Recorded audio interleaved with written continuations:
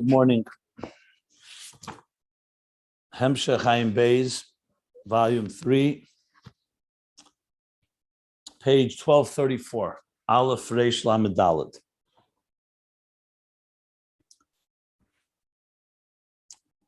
So we are in the middle of discussing at length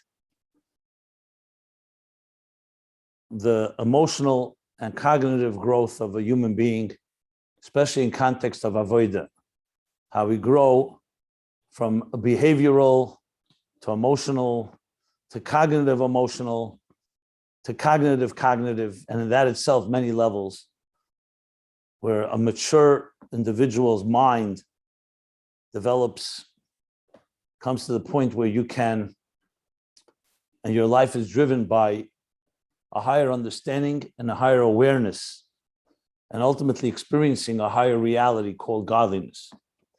So we begin our lives in a very subjective and very myopic way. It's about your own self-interest. A newborn child is completely behavioral in that sense, driven by their natural emotions. There's a stage where that's not even revealed, like what he called ibur, mutfa.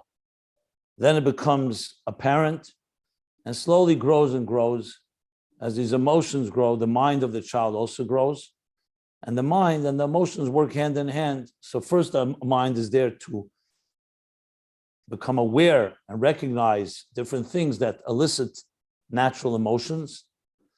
But as we grow, we move deeper understanding of what our emotions are like and what should attract and what we should be repelled by, until we come to a point where the mind is able to objectively contemplate on things and find interests that are higher than just the subjective interests that drive those natural emotions.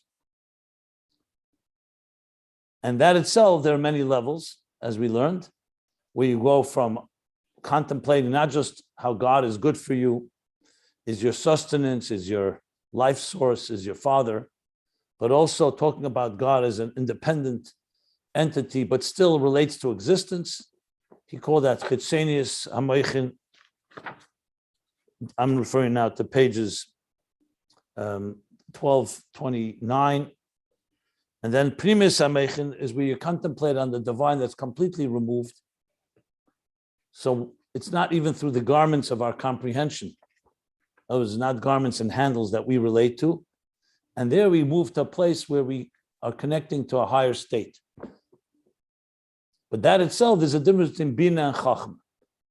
Bina, because you understand things, so it's true, it's cognitive, it's not driven by subjective emotions, but it's still in the realm of something existent, Metzius, what he called Yesh.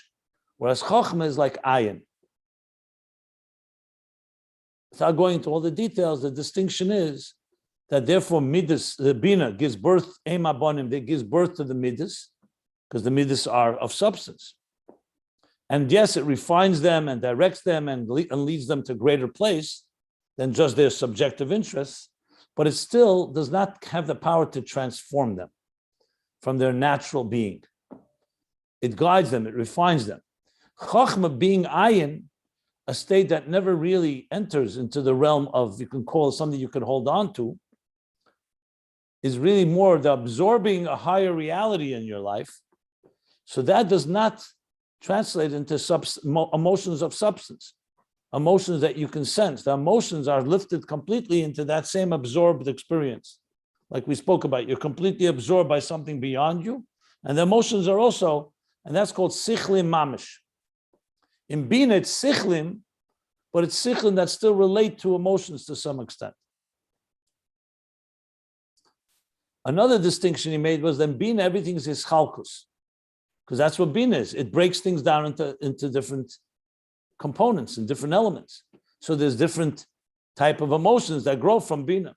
So Bina is the source of the ischalkus, the distinction of midas. Chochma, there's no ischalkus, because it's all one nekuda. Everything is in one kernel, one seed. So therefore, the midas there are also not in a state of distinction in that sense. Okay. And that leads us to where we are now, on page 1234, where he concludes the paragraph we concluded, he said that by Bina is defined by his chalkus, every contemplation leads to a different emotion. It also leads to iskalulus, that the midas, the understanding is also that you need all those midas. You need chesed and you need gvura.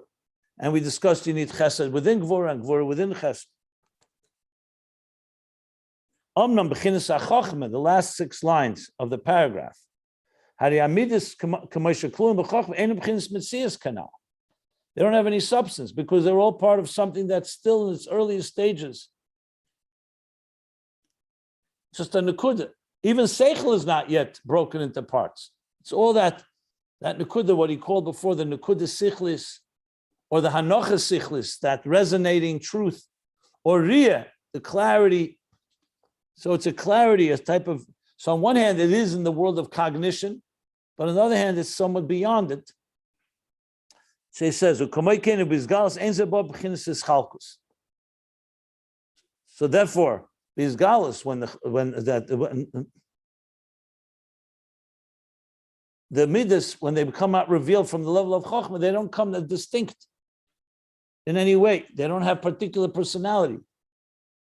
And that's where he concluded with what we said we'd go over. I'm going to review that now. By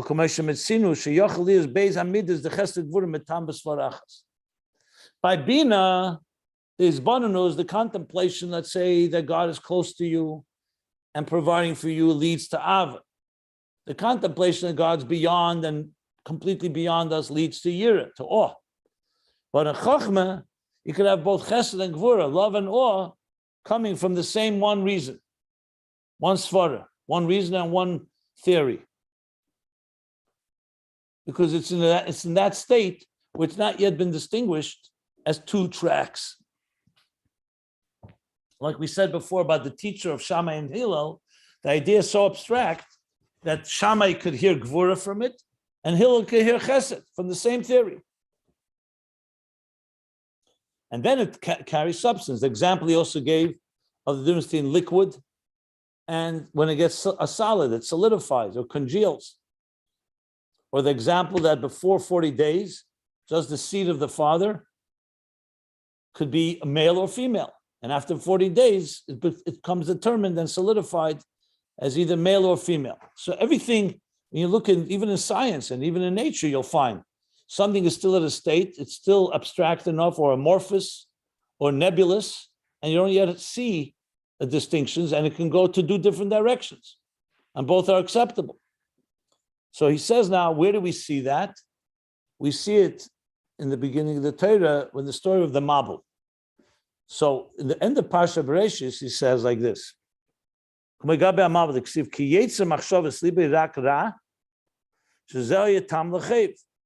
God saw that the inclination of the thoughts in the heart of people are only toward evil. You saw the evil. What was that? That caused him that he shows that he will destroy the world because of it. That same reason that human beings have an evil inclination was a reason, that same theory that God, the evil of people, that's what the Eibishter says. After Noach brings the Korban, after where he says, because people are evil, I will not, therefore, because of that, cause the earth to be destroyed. So you see the same idea, the same sense that human beings are not perfect, can lead one to say, okay, that's why destruction is necessary, or chayiv, they're guilty, and everyone's guilty, or it could lead to actually have compassion. Same theory. Because on the level of primis ha-chochma, it's not yet determined one way or the other. The same idea can lead to 2 different conclusions. And then he cites the Torah Chaim, Dibra Maschal Breshis, Drusha Beis. So let me tell you my findings from there. So looking in that mimer, which just for the record, is actually based on a mimer. It's the mimer of the Alter Rebbe, said on Shabbos Bereshis Tovkuf Samaches. Tovkuf Samaches is the equivalent of the year 1798, I believe. Tovkuf Ayin, or 1798. Yeah, 1798. Right, Tovkuf Ayin would be 1800.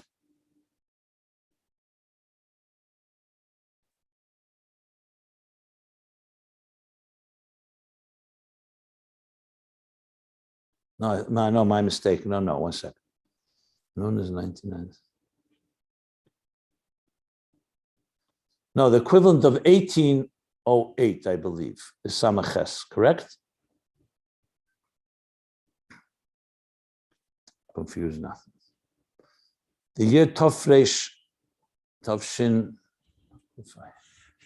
Yeah, 1808. My mistake, not 1790, 1808. So the Alter Rebbe said a Maimer Bereshis. There, the Maimer is called Va'aretz Hesed Toyu. The Teres Chaim, as the usual style of the Rebbe, of the Mittler Rebbe, he elaborates on it. And looking through it, I see that in the last section of Ayin Beis, beginning actually from page 1223, is based on this Maimer in Teres Chaim. So I just want to go over a few key points. This Teres Chaim talks about the development of emotions as the mind informs them. That even though the emotions are natural, so there's a long discussion in Teres Chaim, if they're natural, so then how does the mind have an impact on them? And he ultimately comes to the conclusion that the mind is like a compass, like a navigational tool that directs the midas. So it doesn't create natural emotions, because you're already wired that way. If a person, the example he gave, remember back on page 1224, of someone could be standing there, something that's beautiful, or something that's dangerous. He gives the example of a lion or thieves. But if your mind is not aware of it, you won't even react. So the mind doesn't create the emotions, it guides them. That's the first thing he speaks about in Teres Chaim. Furthermore, just to give you a little more sense, a few other things throughout these pages are all sourced in that Teres Chaim Bereshis, the second Maimer. So now it's not a surprise that when he comes here to the difference in Chochma and Bina, Ayin Yesh is also from Teres Chaim. And finally, this idea of Ischalkus, of Bina, that Bina does see distinction, and Chochma, everything, one theory can lead to different conclusions, is, he specifically states it's from Teres Chaim. So though the Rebbe Rashab only cites it here, the fact is, however, the last 10 pages, much of it, or part of it at least, is based on this Teres Chaim.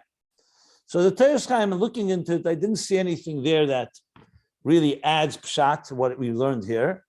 There's a little more elaboration there on this topic. He does speak about different levels of Chochma, but he basically says that Bina, each theory leads to a different emotion, and a Chochma, one theory or one reason can lead to two emotions, which is what it said, what the Rebbe Rashab said here. So I have nothing really more to add than that. Okay. So that's a summary. And it's very clear from all of this that we have here an operational plan of how a subjective human being from the youngest of age grows and grows to be able to interface the theme of Ayin Beis with the highest levels of the divine. That's the ultimate purpose of all of this. So of course it fits into the whole theme of Ayin Beis, that the interface.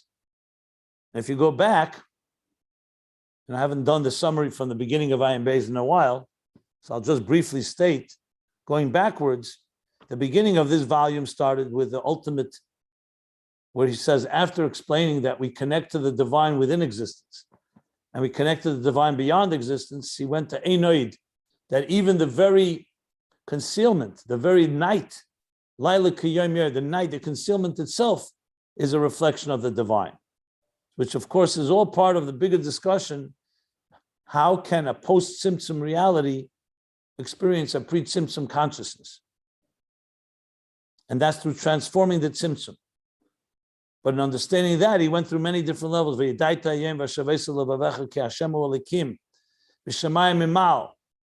the divine beyond existence. And that's the divine within existence. And then Ayin, which has begun, the beginning of this volume is discussing Ayin. Not the revelation of the divine, but how the very concealment itself is also an expression of Elokus. And that led to Avay Yechatim Merivov, that led to Gan Eden, and that now middle of the discussion from Gan Eden to understand about Gan Eden. Now, Gan Eden is different than the rest of the worlds, and its revelation with the different questions he asked about the reward we have for the work we do, went into a long discussion here about these levels of Aveda, of how we experience the divine. That began at the bottom of page 1220, and we're going to go now till 1220, 1254. So we're talking about 34 pages, and we're now by 1234. So 20 more pages before he gets back to Gan Eden. Now, in Ayin Beis itself, going backwards, in volume 2, the whole discussion there about transforming the Tzimtzum, as I said. So he spoke about Ayin, Yesh, Ayin, Ayin, and Yesh, which followed the Das Elyon and Das Tachten of Shabbos and the weekdays, which in turn followed Rotzei V'Shuv, which was Yom V'Yadaita Yom.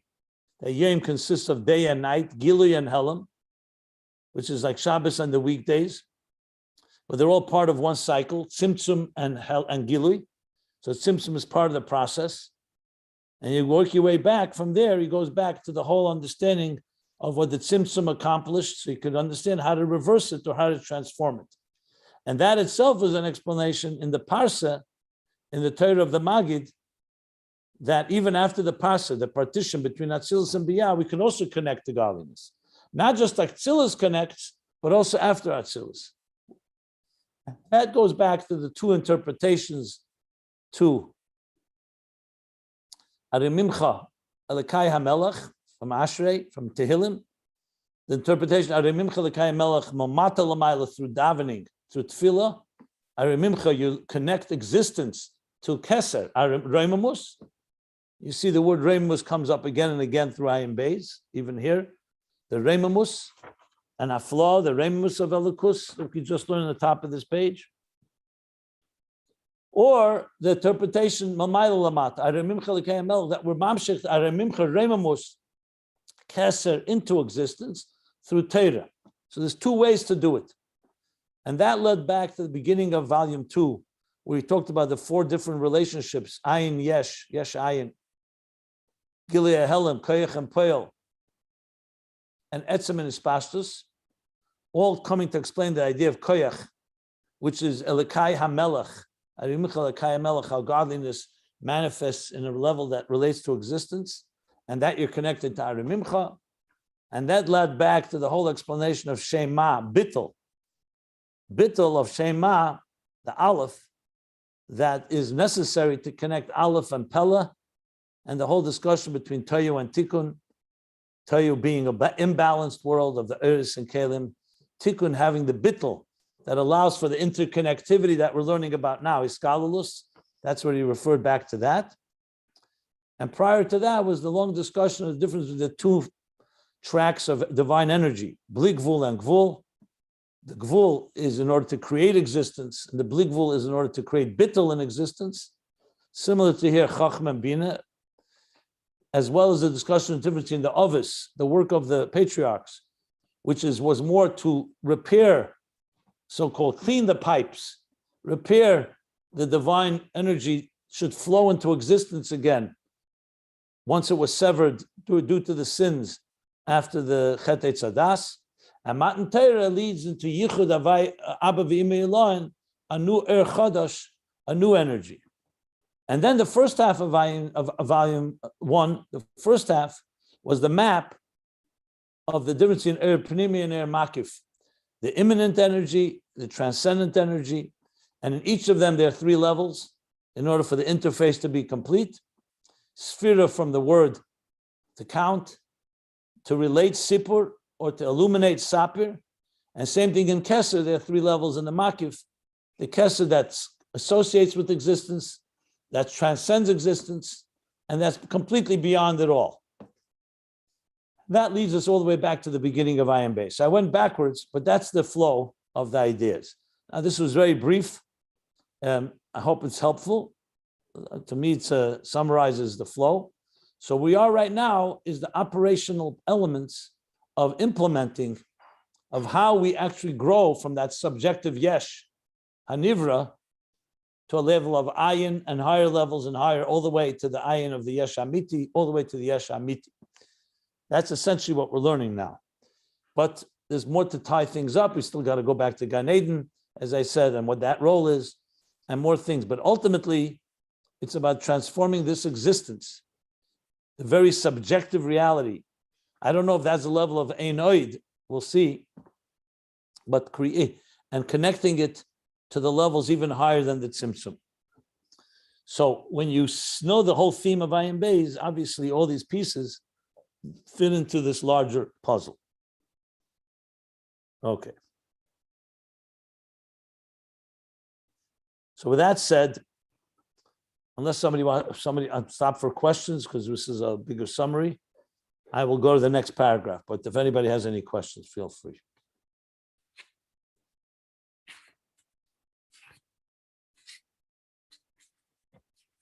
Okay.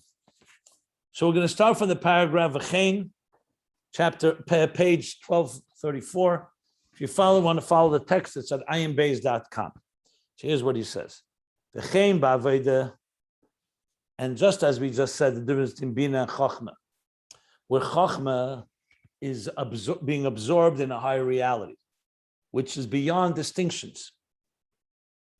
And he's going to now explain it in Aveda. But before I explain, let me just give, using the example I've been giving, when you're absorbed in Chochma, whether it's the examples I've given is reading a book, or listening to music, or standing before a natural wonder. So let's just break that down a bit, the anatomy of this process. And you're not in the state of Bina where you are somewhat subject and object, you're able to feel the experience or talk about it. You're completely absorbed. You're at a point where there's no subject and object. There's no one there to talk about it because you're part of it. You've been completely, as I said, absorbed. So what happens to your midas, your feelings? There are feelings, but you're not sensing them because you're not studying them. You're not what's the word, relishing or wallowing in your emotions. You're not saying, oh, look how excited I am. The Bittul is so powerful that it elevates it all. So interestingly, what happens to your midas is what he just said. Your chesed and gvura become like one. Chesed and gvura are completely two different tracks. Chesed is love and yira is awe. But when you're absorbed in something, the love and awe all become part of one package. Because you're not sensing, you're not experiencing now, okay, this is the love part, this is the awe part. When we talked about you're contemplating on it, let's say even with a person you love, your spouse. So the things you're going to contemplate on, they're going to feel closeness. And the things you contemplate that are going to more be respect, like the mystique or the mystery of your spouse. Same thing with Hashem. I don't say lahavdil. Well, you could say lahavdil because by Hashem, the truth is, husband and wife on earth are meant to be a model, a type of example, a mirror of the way God relates with us. That's why Shir Hashirim, the Rambam says, it's a romantic story, but it's really about God and the people. But regardless, with Hashem, the same thing. When you're in a state of your structure, so yes, you're not in your emotional subjective place. Even though emotions are subjective, you are focusing on contemplating on God's closeness to you, so that brings Ava. God's distant from you, meaning he's completely beyond, brings awe. When you come into Chochma, there's no two things. You're completely absorbed in the higher reality. So love and awe come together. Essentially what he said, that the same Chochma, the same theory, can lead to Chesed and to Gvura. So the truth is, in the story in the Chumash about the Mabul, it's actually two different applications. One brought on the Mabul the flood, the other one protected the world. But the theory behind it is the same. So just an example of how something can be in a state where the Chesed and Gvura are all one. Now he's going to explain it out in Aveda, but I just wanted to give this example that when one is absorbed, love and Noah become almost like one. And say almost, maybe they become like one, at least in their state. Obviously, later, if you start telling the story and explaining it, and bring comes into Bina, you could say this part brought to love. But absorption by nature is that your individuality is being lifted into a higher reality. And when that happens in the proper way, you don't get annihilated, you grow from that. Now, that can't happen without a person being prepared for it. If that happens too early in life, or when a person is not ready, it will actually hurt them. It'll be overwhelming and annihilating in many ways. But we're talking here about the growth of an individual where he's come to a point where he can go from Bina to Chochma. Remember again, the mind is God's creation to give us a tool for us to connect to him. That's really what it is. It's not about understanding things. Understanding is the way we go. That's the actual method. That's the actual structure of intelligence. But intelligence isn't just to understand, it's to experience a reality that's greater than us. So Bina does it to some extent, and then Chochma to another. So now, in Aveda, he's going to say like this, B'chein ba'Aveda, and the same thing is in service, meaning in Aveda, B'chinas ha'Chochma hu Bittul ha'mahus. Bittul ha'mahus means the suspension. Bittul ha'mahus dafka. Bittul ha'mahus is not just that the person's existence has been nullified, but Bittul ha'mahus means a very fundamental, in the core level, a type of sublimation or absorption, as I've been explaining. Shezeu hein b'midas ha'ava v'hein b'midas ha'yira. This Bittul ha'mahus impacts all the midas, both the midah of love and the midah of awe or respect. The ha'ava shemebchinas ha'chochma, because the love that comes from the level of Chochma, he b'chinas dveikus. It's in a state of cleaving, of attachment. Shenidbak belakus. That is becoming attached to godliness. B'chinas bittul kol muhusei bilti murgish ba'atzmei. A type of love where his entire personality is nullified. Nullified meaning here suspended or not manifest, bilti murgish ba'atzmei, in a way that he doesn't even feel it. It's when you're so intimate or so in love with something, it's not like I'm feeling it. I'm feeling love right now. You become completely absorbed in it. V'chein ha'yira, and the same thing with awe. He b'chinas ha'bittul. It's also on this level of bittul. In other words, it's not me feeling awe, it's me being absorbed in something, and the year is part of that. V'shneim hein medavar echad. And both this love and awe, this chesed and gvura, this ava and yira, come from one same thing. Hainu me'inyan eliki. So this one godly experience is absorbing, and both ava and yira are from this one divine experience. How it's in the level of Chochma,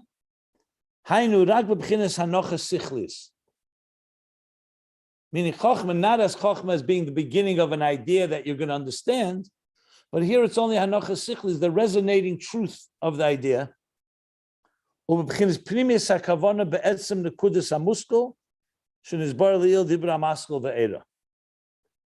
And the inner intention in etzem nekudas hamuskel, in the core point of the idea, that was explained before in the Maimer of Va'era on volume 2.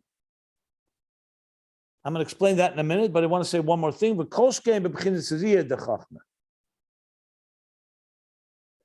And for sure, the level of Riyah of Chochma, where the Riyah is the visualization, where it's like you're actually seeing something, it's so clear to you. So he said three things here: Nochas Sichlis, Pnimius HaKavana Be'etzem Nekudas HaMuskel, and Riyah the Chochma. If if you recall earlier, he also said three things. He didn't bring the second one there. What did he bring there? Where was that? Top of the page.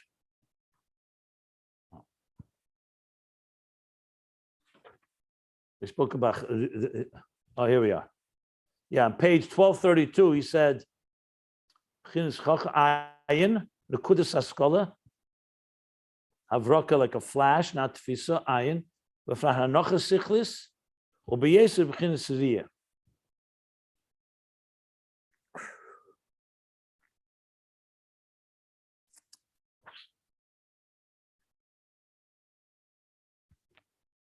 Now, this whole section, as I think when we learned it the first time in the Maimer Va'era, needs a lot of explanation because it's not something we're very accustomed to.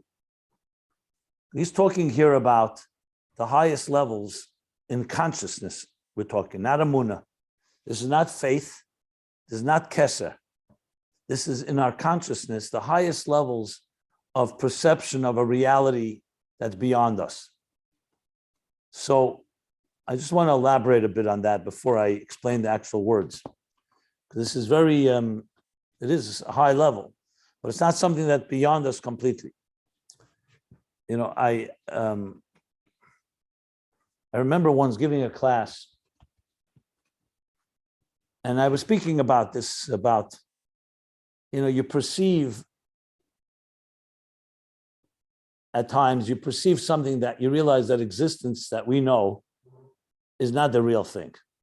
I mean, it's the surface level, but there's something far beyond. You know, at some point, an intelligent person comes to realize there's some reality beyond us.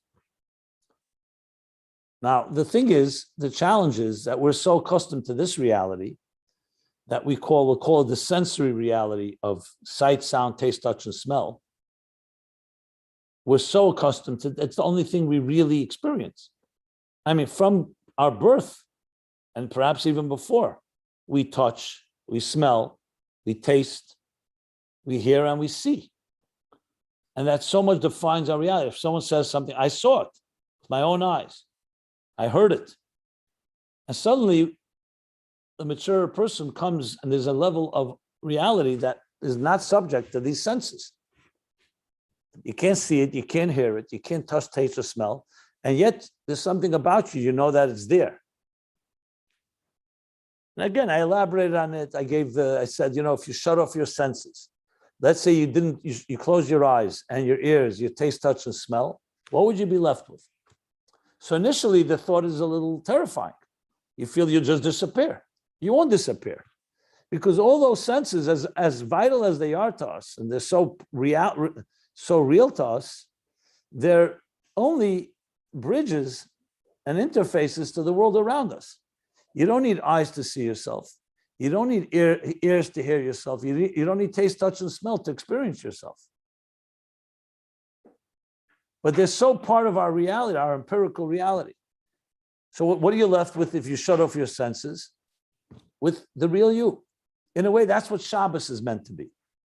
Now, we don't shut off our senses completely, but we try to interact as minimal as possible with the world around us. With work, basically. That's lamates malachas.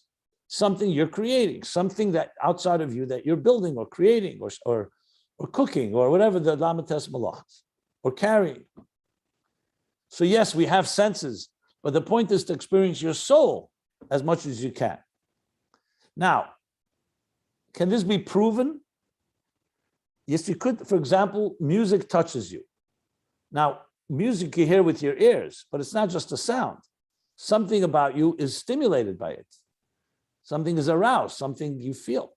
Love.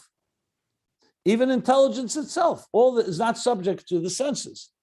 So how do we know it exists? Because I don't want to say the word sixth sense, but there's a sense that we have. Anyway, I was going on and on. The question is, how high can you go in this perception of a higher reality? So as I was speaking, of course, this always elicited, especially in the early classes I gave, where a lot of people from the 60s, many people from the music world and artistic world, immediately was, okay, so tell us about your last LSD trip. or acid trip, because this was the language that they knew. When someone speaks this way, it means they must have taken a trip. And when I told them I never dropped any acid and I never took any of it, and I didn't even smoke a joint, they were shocked, and people could not believe me, honestly. They said, because we were once materialistic human beings, and the only way we came to realize there's something greater like that you're describing was through some psychedelic experience. And yes, it went along with music and along with sexuality and other things like that. And I wasn't shocked by that because I was aware, I had read. But it was interesting to me that I said, would you ever have come to it without taking any of these substances? So many said, no, I would never have come to it. And I said, we have a book, we have a whole literature called Chassidus. That's what it talks about all the time.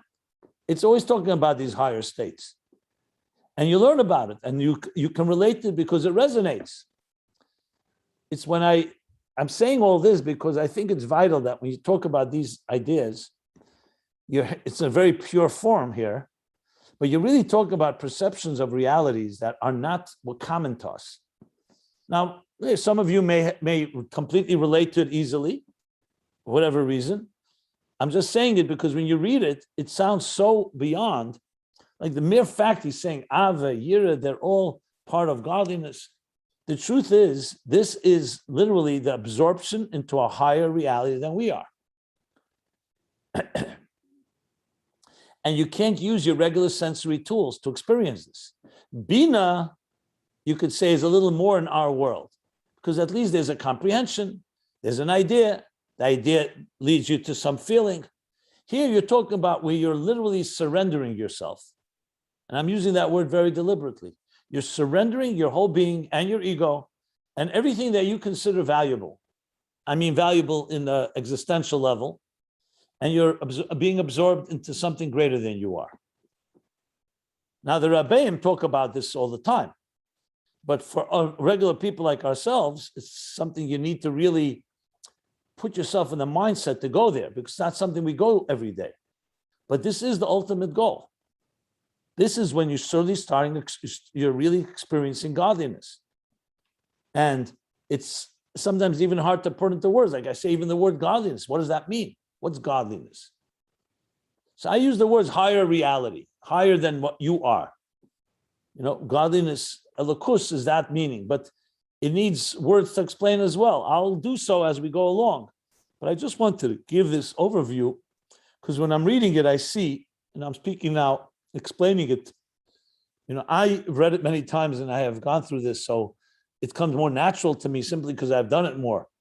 But if you haven't really experienced it, the words can be very almost like this is completely beyond. It's like, this is for tzaddikim. This is for people who are not dealing with this material world, but it's not correct. That's why I gave the examples. Every one of us can have this sense. We may not have the words for it, but it's really when you experience higher truths. Now, of course, there are people who can be skeptical or even cynical and say, "Wait a second here. This is all speculation. Who says this is real?" and so on.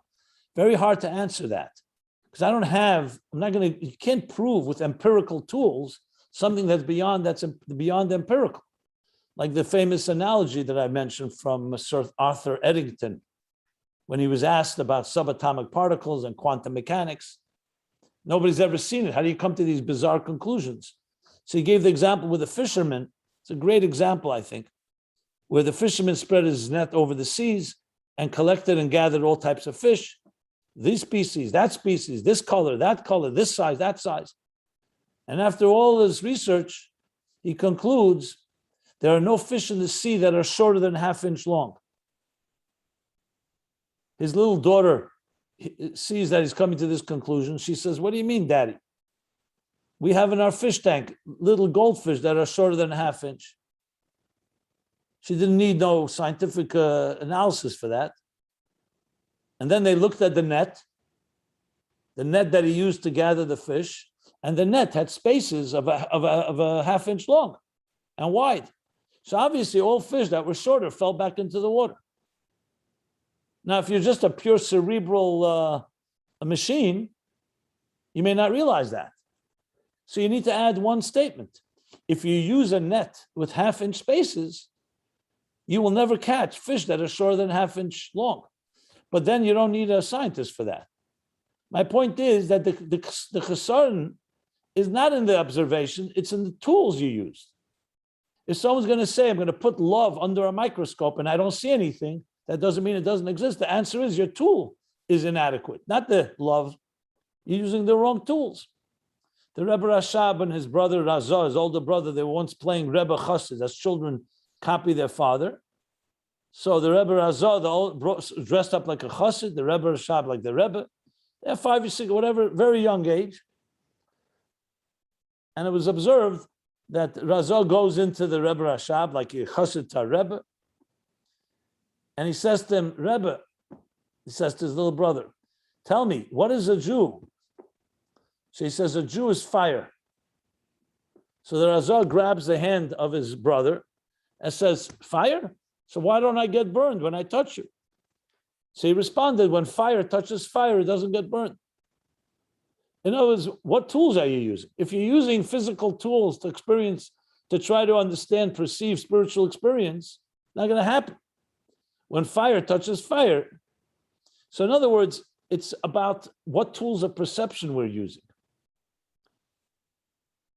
Now, of course, somebody can be delusional and imagine all kinds of higher experiences, and that could be all fake. But the fact that doesn't mean that there aren't real experiences like that. So I just felt the need to just really elaborate a bit on this, because it'll make more sense to understand what is this Chochma is going to. And remember, we see Chochma as a spark of an idea.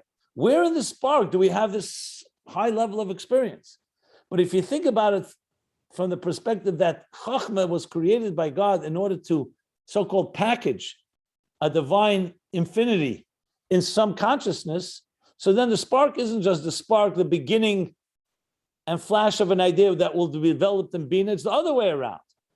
It's Keser and the infinite and Ein Sof being packaged in a spark. And when you feel that spark, that flash, that epiphany, you're experiencing a higher reality that's beyond you, and that's why it's not structured. Bina is when it already starts becoming structured and developed into, like you said, Chesed and Gvura and the Seichel, and then from there, Chesed and Gvura and Midas, and so on. So Chochma is essentially you're coming to a level of muskul, mutva murgish muskul, like he's going to say at the top of page 1236. This is going to be one of the high, maybe the highest, if not the highest level of cognitive development, where you've even moved beyond Bina, definitely beyond Murgish and Midas and so on. You've reached a place of reality where you're experiencing something in that way. And it is a second. It could be a split second. But in that split second, you're experiencing something that's completely beyond your structured existence. That's the explanation I wanted to add before going into the details.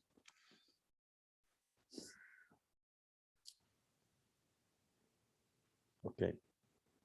So when you think of it like that, maybe I should stop. Does anybody want to ask anything? Or you want to read inside, and then I'll show you how what he's saying here is explaining this point that I just elaborated on. But still,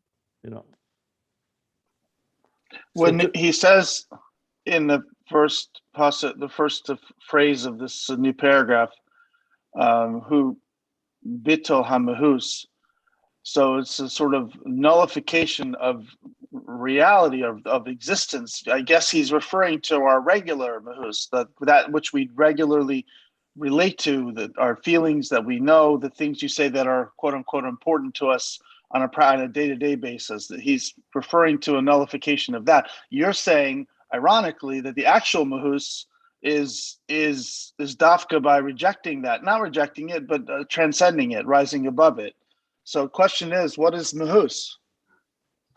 Well, mahus means, generally speaking, the inner, the person, the entire. It's not the bittul mitzias and bittul mahus have to be contrasted. Bittul mitzias means like a student standing in front of his teacher. So mitzias means on a practical level, he's nullified because he's standing before his great teacher. So he's going to be quiet and respectful. But you don't call it Bittul Mahus because he's still who he is. And as soon as the teacher leaves, he could be the great teacher again that he has to his students.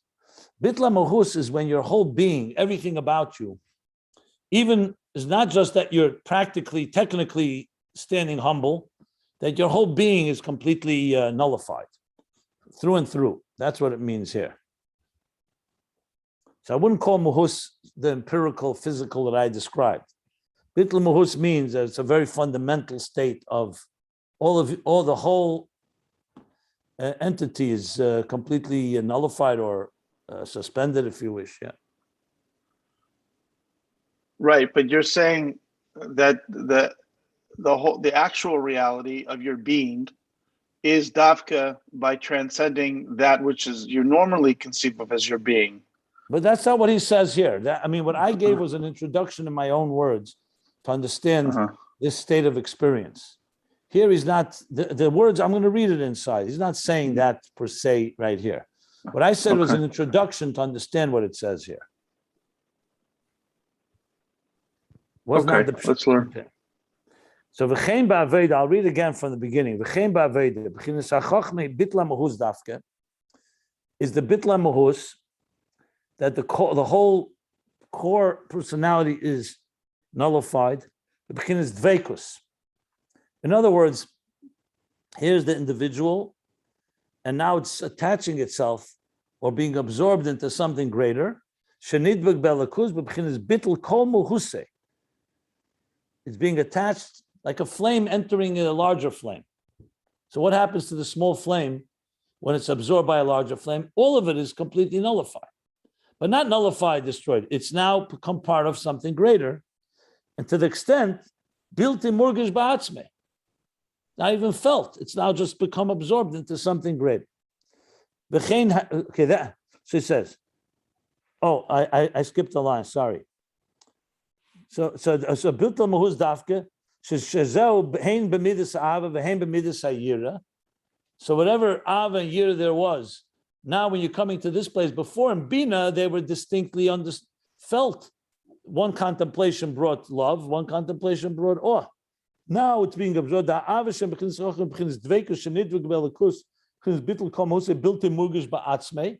Before it was felt, now it's not. V'chein Hayira. And the year is also in this form of absorption. So before in Bina, you can say they're also bottle. It's Avos Hashem and Yiras Hashem, the love of God and the awe of God. But they're both felt, and they're both distinct, and they're both there. Now, in Chochma, the main focus is not your feeling, whether it's love or awe. It's the experience itself of the divine. You become complete, like I said, the absorption. It's not. It's everything is now absorbed in a higher level.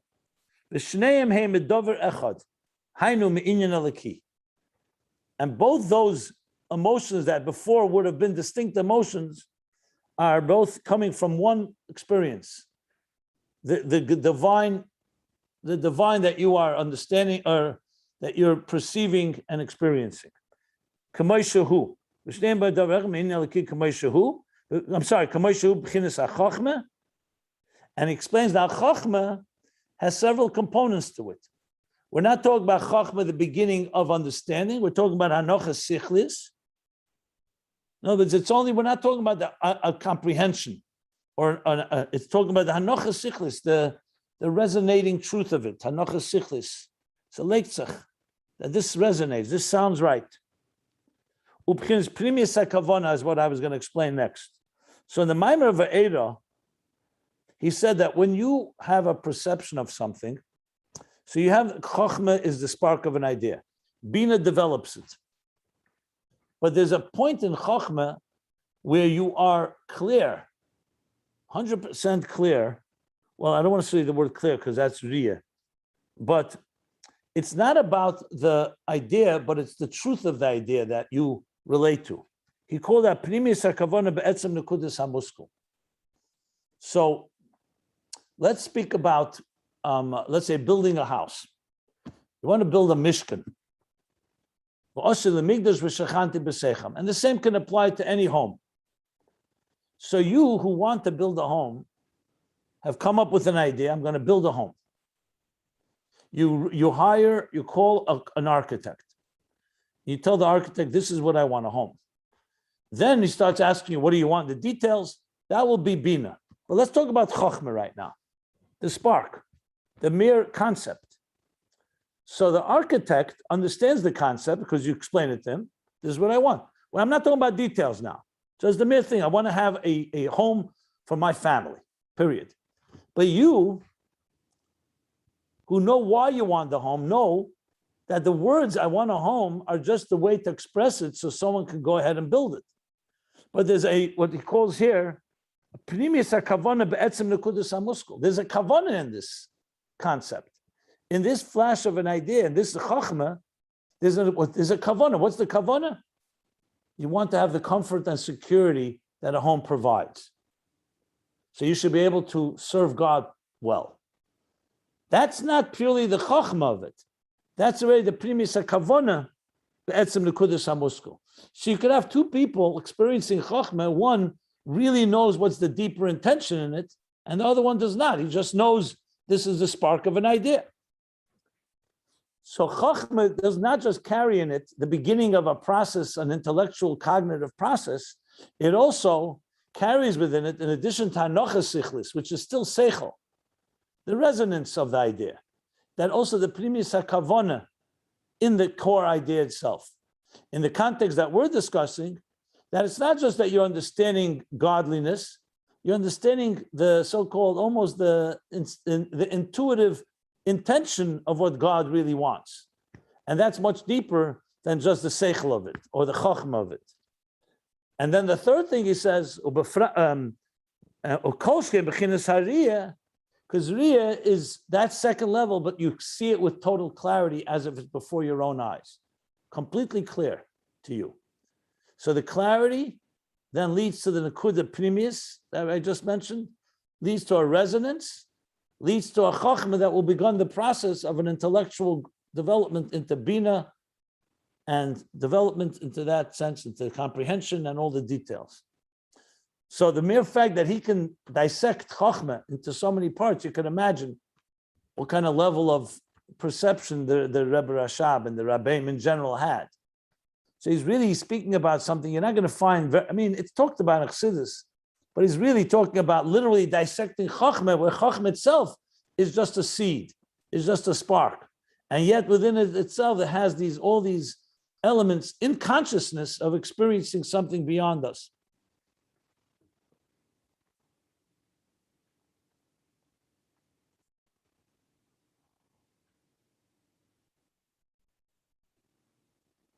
It's like when you see a person can be book smart and understand a concept very well, but then you say the person doesn't get it.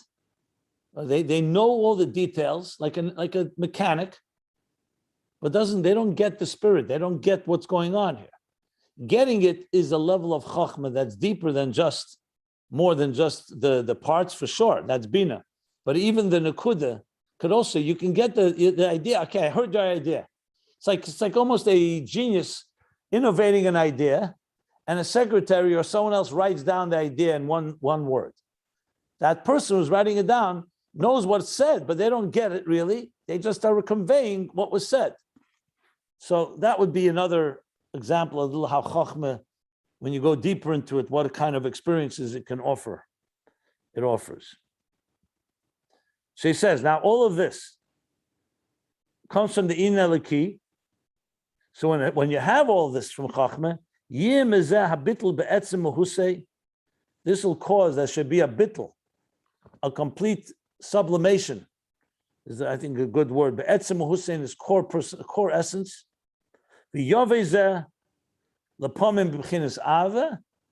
And sometimes this will be experienced, this will manifest in the form of love, v'dveikus, and attachment, and at times in the form of awe. Now, this seems to contradict what I just said before, that it's all absorbed as one. So I would explain that there's two stages. You're absorbed and it's all like one. Like he said before, that in Chochma, it's all klulim b'Chochma, not mitzias, u'kamoykenu b'izgalus. If from that level of Chochma, it comes revealed, Sometimes it'll be love, sometimes awe. Just like from that one thing could be two different expressions. Because you're not talking about two different experiences. It's one divine experience that encompasses everything in it. So when it's expressed, it could be love, it could be awe. And it's not defined by the distinction. It's one thing that has everything within it.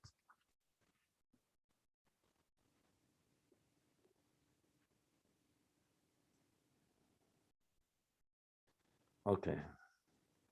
So now comes another piece, which is not simple at all.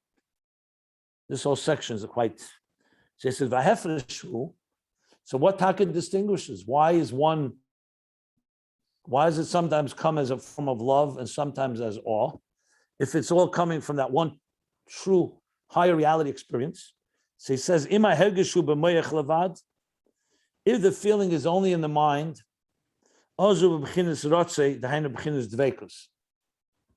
then it manifests in a form of rotze, yearning, longing, which is the hainu, which means dveikus, because you long, so therefore you want to be attached to it. It's attachment. And if the feeling is in the heart, gamkein, also in the heart, then it's in a form of shuv, which is like resolution, returning. The hainu b'chinas yira, which means the level of yira, of awe. Like it says elsewhere, and he says, where bedrush yom tov sharash hashana, reish samach vav, tafresh samach vav. Wow, okay. I don't initially understand this piece, to be very honest. You would think that Rotze and Dveikus would be Yira, and Shuv would be Ava. But he says the opposite here. And also, Ima Hergeshu b'moyach, so it's Rotze, and if it comes into your heart, you feel it, it's Shuv. Okay, I would need to look it up in Samach Vav, because he clearly cites it. So I'm going to reserve, I don't come with a quick explanation right now on this little section here. I want to look it up in Samach Vav. Yeah, I have the same problem with this. Okay, if somebody has a suggested solution, fine. But you know what? It's always best to look in the source, and it's fine. We don't have to, I don't want to speculate without looking. I mean, I have some thoughts about it. Why? Because sometimes Rotze is compared to Ava and Shuv to Yira, but I want to see the full context, because also a deeper question, or maybe more relevant question, is how does this play into what we're speaking about? Chochma, everything is encompassed, absorbed. Then when Chochma affects Midas, not Bina, Chochma affects Midas, it can come in Ava, that's when it's in the Moyach. And when it comes in the Lev, if it's from Chochma, it's Yira. So what does that mean exactly? What's the process? So I understand the Chochma experience creates an absorption in a higher reality. Fine. So we're like sublimated in that higher reality. That in turn can express in love if it comes in the mind, and in Yira when it comes in the heart. Not clear what that means either, to be honest. Can I ask how this relates You look? to the... One second. Is it possible for you to look in Samach Vav now so we don't lose the context? You're impatient, huh? So first of all, I have to find it in Samach Vav. I'm not even sure where it is. That's the first problem. I could look in Samach Vav, yeah. Let me see if I can find it quickly. Great. What did you want to say, Yitzchak? I wanted to ask how this, what we're reading right here, which is pretty nebulous, relates to what he said a few paragraphs ago about in Chochma, there's different types of sichlim. There's a sechel that comes out, and that it comes out as yira. It drives a conclusion of yira. There's a sechel that drives to chesed, and that's in Bina. That's Bina. That's not Chochma. That's Bina. Oh, okay. Sorry. Yeah. Let me see.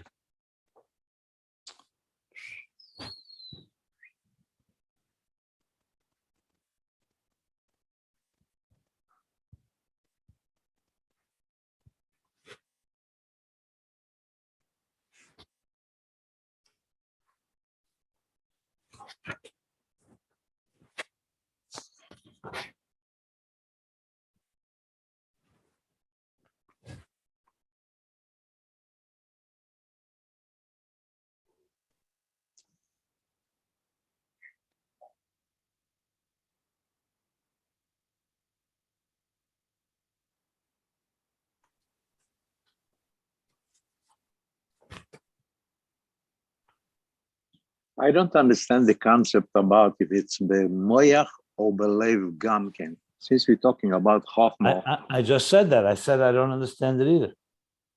We're all confused. We all read it the way Rabbi Jacobson did, that you would think the opposite of what he's written.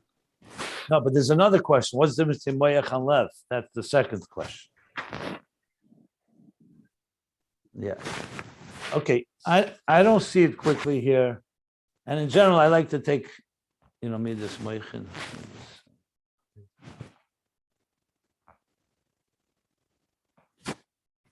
And it could be different maimorim. I'm not even sure which maimorim.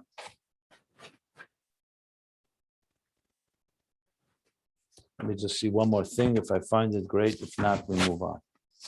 It's fine. I'll look at it. Don't worry. I'm also curious. What do you think? Well, so maybe the difference is actually what you focused on. One is if the feeling is only in the brain, then it leads to ratzo. That's what he says. We're trying to understand the reason why. Yeah. You don't need to speculate. This isn't a quiz. It's fine. It's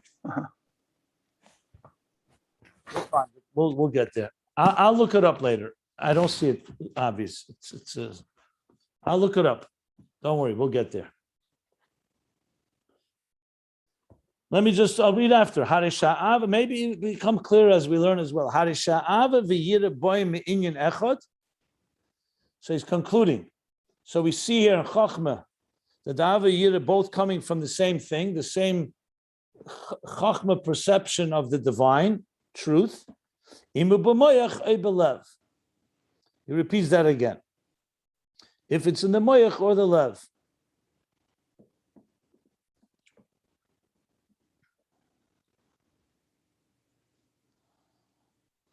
Let me look it up in some above. It's I don't want to guess. No.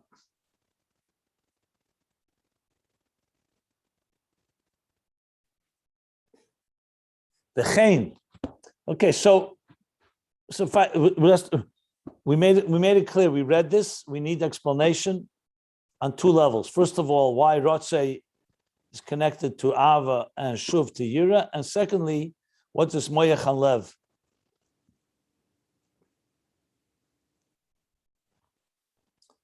But I'll read a little more here. The chain. Now he's going to go to the Iskalus. Remember, Bina and Chochma.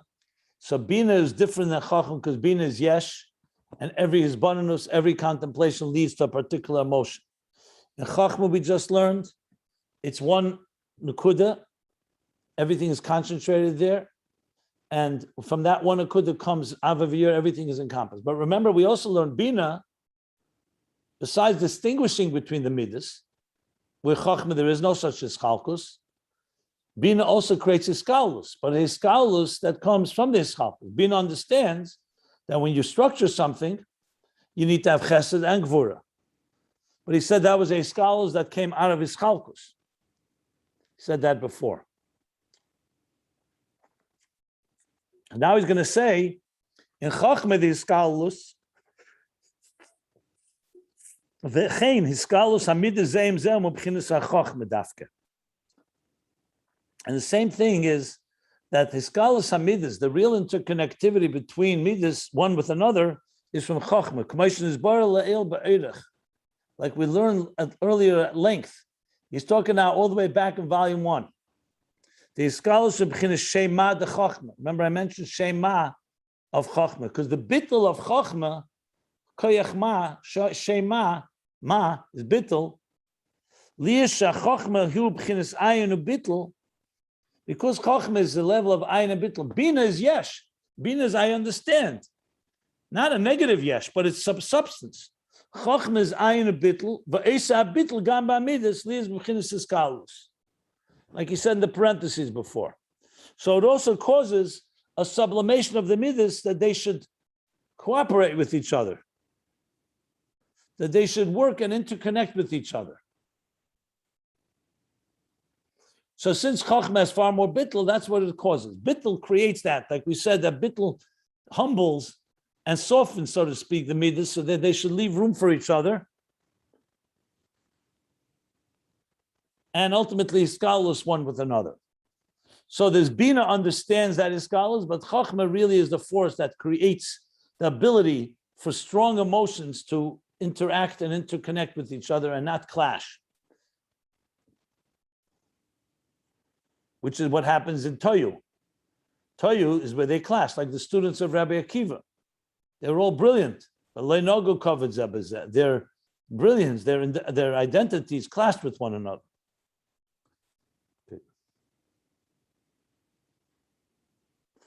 Okay, before I go, I'm going to stop here because the parentheses is another heavy piece that's going to need, traveling through quite slowly. But basically, we're talking about a higher level of perception and experience that affects the emotions differently than Bina affects the emotions. So really, right now, it's like, I think I have another good example that may work. The people have told me that when they first came and saw the Rebbe for the first time, they had a flash of a certain emes that just changed them completely. And they never were the same again. That still doesn't mean you don't have to integrate it and work on it, but there's some type of truth that just completely overwhelming, complete absorption, and that's it. It's like an epiphany. You saw something that just changes you. There are others that had a different journey. They came, they listened, they came to classes, Shiurim, they heard the Rebbe speak, translation, whatever. And slowly they came to appreciate through Seichel that this is something really valuable. And they may have had an epiphany later or not, but let's say even if they did. So this would be the difference between a Chochma experience and a Bina experience. The first individual I mentioned, that's a Chochma experience. It's like a flash of some truth that just completely consumes you. You don't understand it even. And it could also dissipate, let's be honest, but in this case, in many cases, it doesn't. It literally takes the person to another reality. And then the work is to bring it into details and so on. So that type of experience is like Aviviyira. Did you feel love? Did you feel love? It's all beyond all that. I just felt a higher truth. Then when it manifests, it could manifest in love, it could manifest in awe. It almost equal, because the one experience, that's the thing that did it. The other approach, which is more mamata lamaila, is like Bina approach, where I learned, I contemplated, I learned something, wow. I felt a closeness. Or something else I learned, I felt awe and respect. So they're both real experiences, but a very different approach. What he's talking here, obviously, is that when you get to a Chochma stage, your emotions and midas are completely differently experienced than they are when you do it through Bina. I think that's an example also that works pretty well here. There may be other examples, obviously, there are for sure other examples.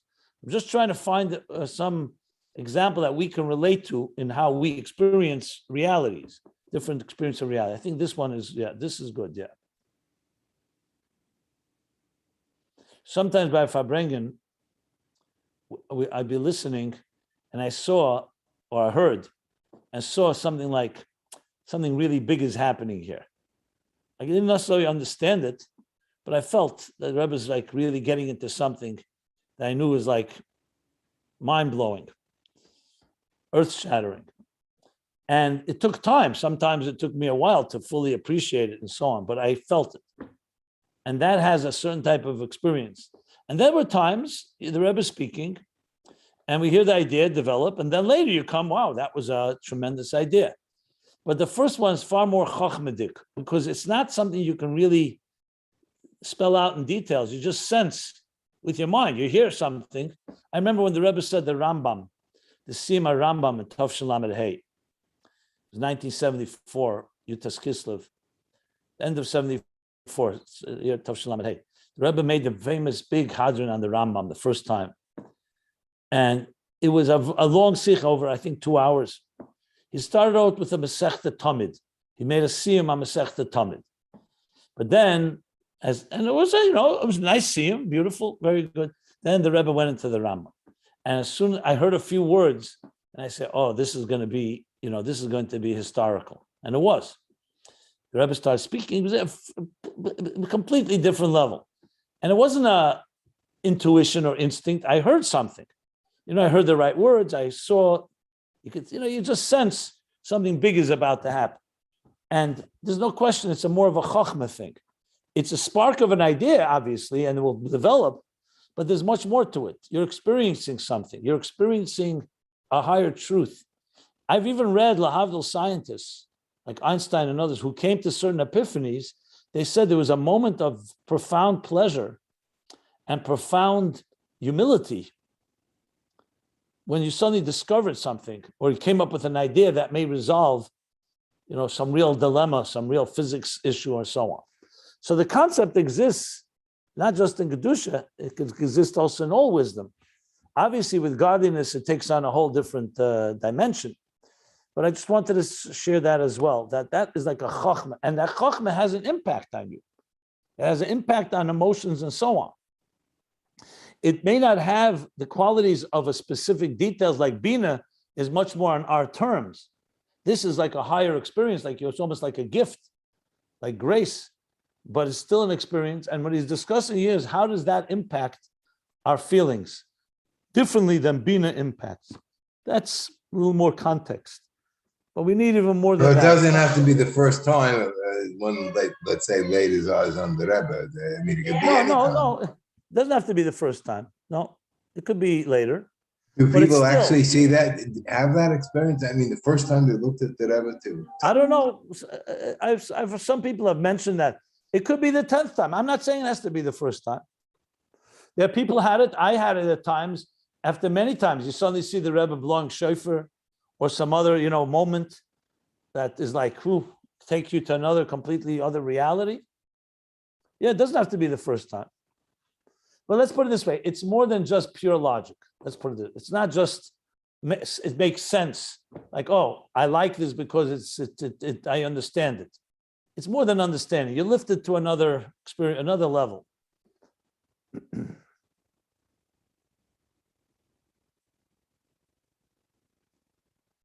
Okay, we're going to stop here. I have my homework to do. We all have our homework to do. I'm going to try to figure out what those lines mean. We'll figure it out. I'm not worried. Meanwhile, Tzvi and everybody else, you're going to have to control your Ava V'yira until we get understanding what this is, okay?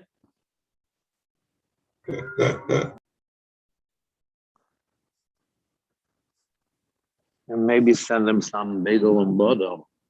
Should be able to hold it on until tomorrow. Yeah, some bagel and butter.